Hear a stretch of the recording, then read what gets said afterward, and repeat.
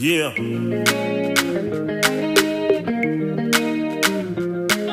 No, no, no, no, no, no. Les institutions et experts dont vous avez besoin pour la bonne marche de vos entreprises viennent directement à vous via entrepreneurs et partenaires. Bienvenue dans l'émission. Bonjour mesdames et messieurs. Nous consultons aujourd'hui gratuitement pour vous un distingué expert comptable, Franck Nangbo, qui est associé directeur exécutif chez KPMG Côte d'Ivoire, responsable de la formation et de l'audit sur la région Afrique francophone subsaharienne. Et je précise que KPMG est un réseau de cabinets de classe mondiale présent dans plus d'une 150aine de pays. Franck Nangbo, bonjour. Bonjour. Alors tout de suite, question pour vous installer. Pourquoi un entrepreneur, au-delà de l'aspect légal, devrait recourir à un expert comptable, ou si vous voulez plus précisément, donnez-nous 3 raisons pour lesquelles il devrait le faire. Écoutez, vous avez plusieurs avantages. Le premier avantage, c'est un avantage, on va dire, de sécurité. Sécurité dans le sens où recourir à un expert comptable permet à l'entrepreneur de s'assurer qu'il travaille en conformité avec tout ce qui est texte légal, tout ce qui est texte réglementaire, tout ce qui est texte comptable, et s'assurer qu'il est bien dans les cases quand il commence à lancer son activité. Il y a un deuxième avantage qui est un avantage de crédibilité, d'accord ? Parce que recourir à un expert comptable, ça permet donc, par exemple, quand on va avoir un établissement financier pour se faire financer une activité, de présenter des états financiers, de présenter des comptes qui ont été fiabilisés, qui ont été certifiés, qui ont été revus par un expert comptable et qui donnent une certaine caution, une certaine garantie donc aux banquiers. Donc ça donne un son de crédibilité à la personne qui présente donc ces états financiers-là. Et la troisième chose, c'est surtout aussi que ça permet finalement à l'entrepreneur de gagner du temps. Pourquoi gagner du temps ? Parce que ça va permettre à l'entrepreneur de rester concentré sur ce qui lui apporte de la valeur ajoutée et sur son cœur de métier. Et pour ça, ça va prendre un expert comptable, va lui permettre en fait donc d'éliminer tout ce qui est activité, on va dire routinière, tout ce qui est activité chronophage. Par exemple, tenir la comptabilité lorsqu'il lance son activité, faire ses déclarations fiscales, c'est peut-être quelque chose qu'il n'a pas besoin de faire au début et qu'il peut confier à un expert comptable. Et comme ça, lui, il reste focus en fait sur ce qui est important. Permettre aussi de gagner du temps parce qu'il peut aussi, par ce biais, profiter en fait du réseau de l'expert comptable. Aujourd'hui, tout à l'heure, je viens de parler d'aller voir une institution financière. Peut-être que l'entrepreneur seul, il y a un certain nombre de contacts qu'il n'a pas. L'expert comptable peut l'aider à rencontrer un certain nombre de banquiers. Et puis après aussi, il ne faut pas oublier que l'expert comptable, quand il arrive sur un secteur d'activité, bien souvent, il a beaucoup de clients dans ce secteur d'activité-là. Donc, ça permet de mettre en place des indicateurs qui sont pertinents pour que la personne qui travaille, si je prends par exemple un pharmacien, en un coup d'œil, l'expert comptable pourra lui dire rapidement est-ce que ses marges sont bonnes, est-ce qu'il n'y a pas de coulage sur ses stocks, à partir des indicateurs que lui connaît parce qu'il travaille avec une multitude de pharmacies. Mais le nouvel entrepreneur qui est le nouveau pharmacien, ça, il ne le sait pas. Voilà. Donc ça lui permet aussi de gagner du temps. Donc prendre l'expert comptable, comme je dis, c'est 3 avantages clés. La sécurité, la crédibilité, et puis aussi un gain de temps pour rester focus sur son cœur de métier. On imagine que je suis un jeune entrepreneur qui ignorait toutes ces choses et donc qui a lancé son activité sans avoir consulté un expert comptable. Je me retrouve aujourd'hui avec des retards au niveau des impôts, des difficultés aussi sur les comptes. Est-ce que c'est trop tard pour recourir à un expert comptable ou est-ce que l'expert comptable peut me tirer d'affaire d'une certaine façon ? Il n'est jamais trop tard pour avoir recours à un expert comptable. Dans ce cas, qu'est-ce qu'il peut faire pour moi un expert comptable ?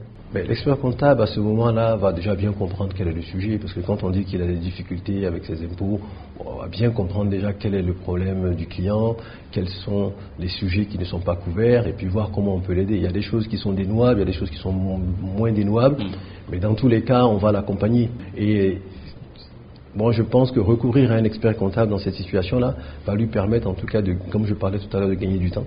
Et puis peut-être faire de bons choix et prendre de bonnes décisions, parce que seul, c'est pas son métier.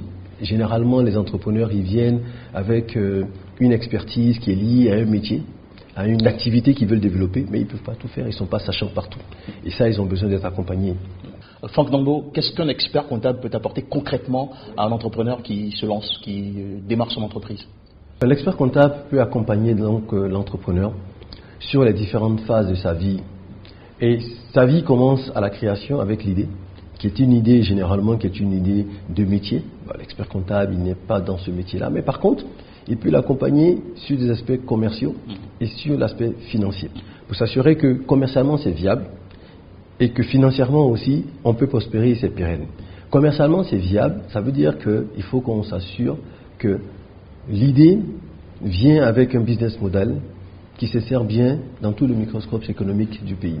Ça veut dire que on regardera la concurrence avec lui, on va regarder ses clients, on va regarder ses fournisseurs, on va regarder son canal de distribution, son schéma organisationnel, on va savoir si finalement son idée est viable ou pas et quelle stratégie il met derrière. Une fois que ça c'est calé, on va regarder après la partie financière avec lui. Et sur cette partie financière-là, on va regarder ses projections. Généralement, quand les entrepreneurs se lancent, ils sont très optimistes. On va les aider, on va challenger ces projections, on va s'assurer que ces projections-là sont cohérentes. Et puis derrière, on va pouvoir déterminer quels sont les revenus qu'on peut tirer d'une telle activité. Et en analysant toute cette partie financière, on va aussi se pencher sur le schéma de structuration qu'il faut qu'il mette en place pour pouvoir optimiser lui-même ses revenus et les bénéfices qu'il pourrait en tirer.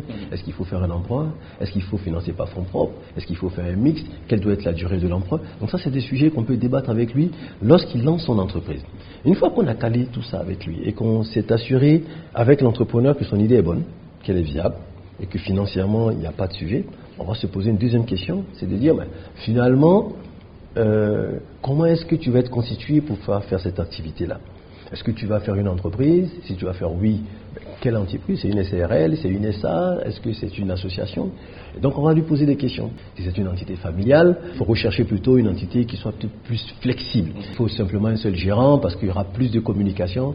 Si ce n'est pas le cas, on va se poser la question, est-ce qu'il nous faut peut-être une société anonyme? Il faut un conseil d'administration parce qu'il y a des minoritaires et les minoritaires ils veulent contrôler ce qui se passe. Donc à partir de ce moment-là, il y a un majoritaire, il y a un minoritaire, il faut une plateforme où tout le monde se réunit pour pouvoir prendre des décisions avec les vues et les avis des uns et des autres. Donc on créera un conseil d'administration. Donc on va dire, il faut peut-être partir pour une NSA.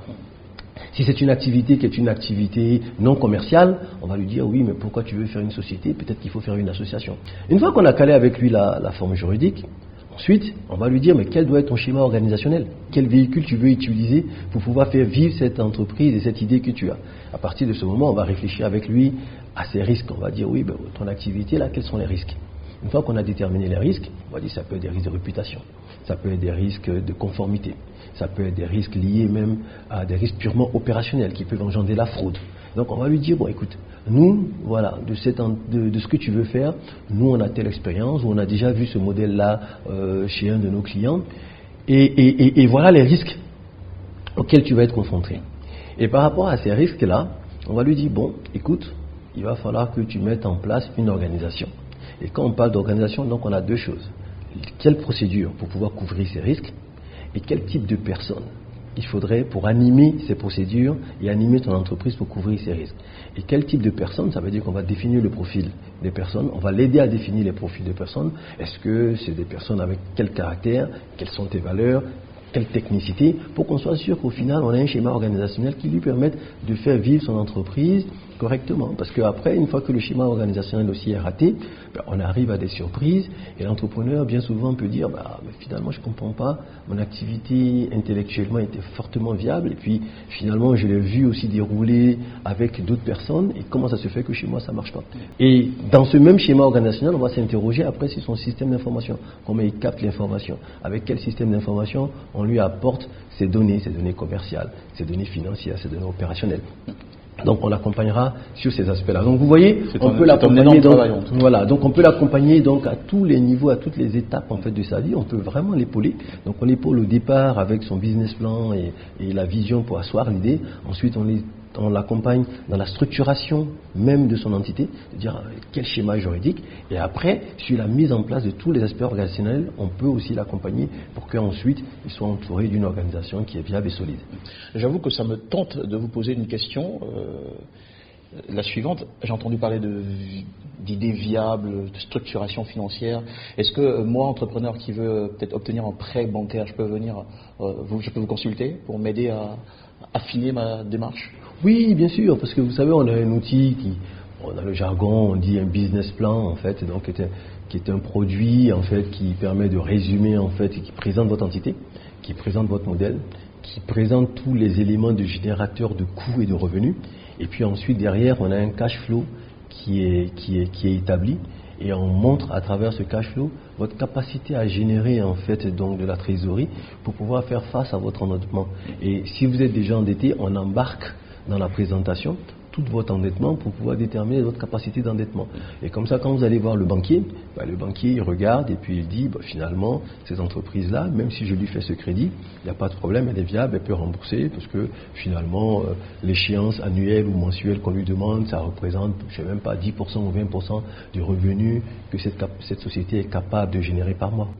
Et là, vous parlez par expérience, hein, lorsqu'on se réfère à vous pour tenter d'obtenir un prêt bancaire, peut-être pour développer son activité ou autre chose, le taux de succès est estimé autour de combien? Il est variable. Il est variable. Parce que nous, en fait, on essaie d'habiller la mariée, mais on ne change pas le caractère de la mariée. D'accord. Franck Nambeau, pour finir, quels sont les conseils que vous administrez aux entrepreneurs qui nous regardent en ce moment? Pour moi, le premier point, il faut que l'entrepreneur reste vigilant. Quand on dit vigilant, ça veut dire qu'il faut à tout moment qu'il puisse avoir la bonne information au bon moment pour prendre des bonnes décisions. Donc la bonne information au bon moment pour prendre des bonnes décisions, ça prend un bon système d'information. Ça prend aussi une bonne culture en fait, une bonne culture et une bonne perception de tout l'environnement économique qui entoure l'activité. Et puis aussi, rester vigilant, ça voudrait dire aussi qu'il faut qu'on s'assure derrière qu'on est bien accompagné. Et quand on dit qu'on est bien accompagné, c'est en interne et c'est en externe. En interne, ça veut dire qu'on a les bons profils, on a les bonnes personnes. Et puis en externe, ça veut dire aussi qu'on fait appel aux bons professionnels. Comme je disais tout à l'heure, on ne peut pas être sachant sur tout. D'accord? Et donc si vous avez besoin d'un notaire, il faut aller voir un notaire. Si vous avez besoin d'un avocat, il faut prendre un avocat. Si vous avez besoin d'un expert comptable, il faut prendre un expert comptable. Le coût, ça ne doit pas être le sujet. C'est une vision stratégique. Et la vision stratégique, quand on la dessine, on n'intègre pas ces sujets de coût. C'est qu'est-ce qu'il faut faire? Qu'est-ce qu'il faut faire pour que j'agisse juste? Vous savez, l'ignorance, c'est une dame qui emporte un gros coup. Mais un coup qui est invisible. Il n'est pas perceptible. Mais il est souvent très dévastateur pour les entreprises. Donc ce coup-là, ce coup de l'ignorance, il faut se battre pour ne pas qu'il frappe à votre porte.